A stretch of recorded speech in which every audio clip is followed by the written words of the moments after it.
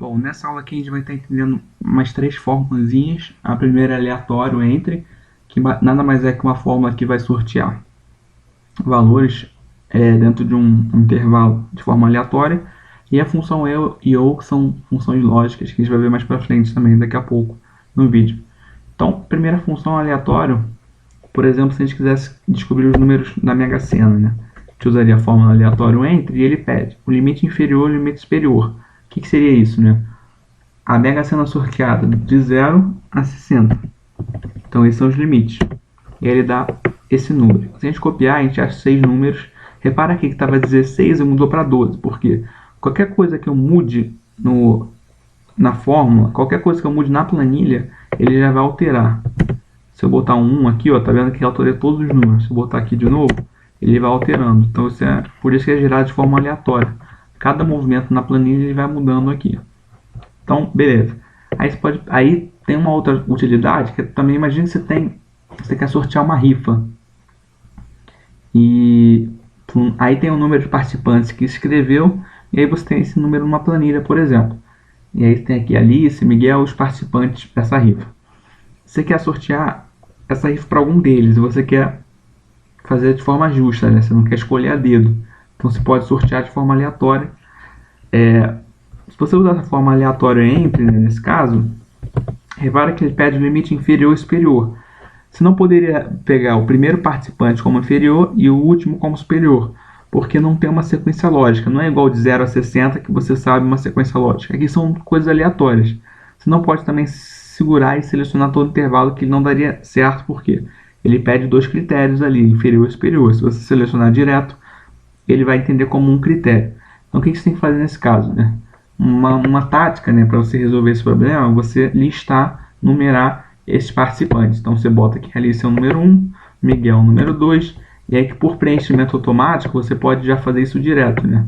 Você seleciona os dois aqui e aí você tem uma sequência lógica, ele vai reconhecer isso até o seu último participante, por exemplo, aqui que seria o Leonardo. Tá passando aqui um pouco, mas não tem problema não. Então aqui o Leonardo, vou apagar esses dois últimos aqui. E aí, o seu último participante é o Leonardo, número 43. E o primeiro é a Alice, número 1.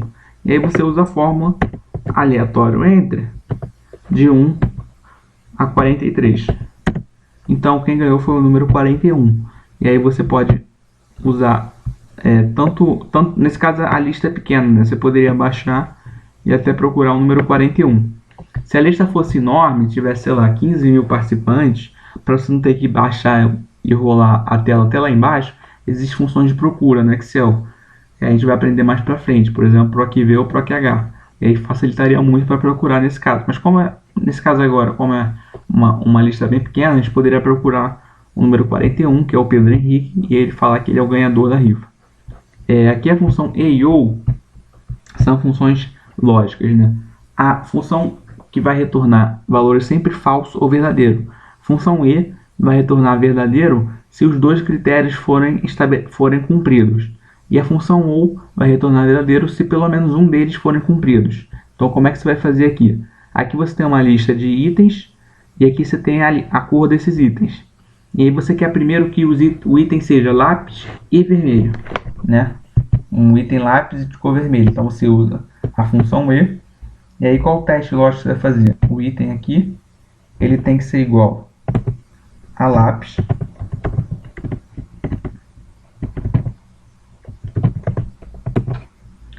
e o teste lógico 2 ele tem que ser de cor vermelha. Então a cor aqui tem que ser igual a vermelho. E é falso, porque aqui a caixa é amarelo. Então a gente dá uma arrastada aqui para baixo. Repara que daria verdadeiro aqui, lápis vermelho, e aqui também daria verdadeiro, lápis vermelho. Aqui é a mesma coisa, só que é a função ou.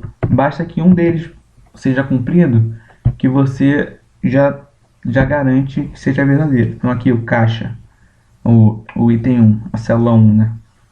O primeiro teste, lógico, vai fazer que essa célula aqui tem que ser do tipo lápis. E o segundo teste é que essa célula aqui seja do tipo vermelho.